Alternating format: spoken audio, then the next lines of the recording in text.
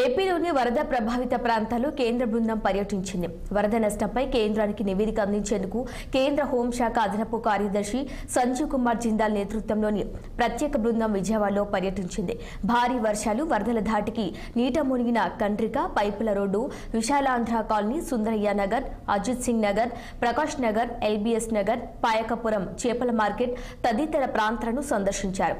వరదల కారణంగా వాహనాలు వెళ్లలేని రోడ్లు ప్రాంతాలకు ట్రాక్టర్పై వెళ్లి పలువురితో మాట్లాడి వరద నష్టం గురించి వివరాలను అడిగి తెలుసుకున్నారు. అలాగే ప్రస్తుత పరిస్థితులు, ప్రభుత్వం చేపట్టిన సహాయక చర్యలను స్వయంగా పరిశీలించారు.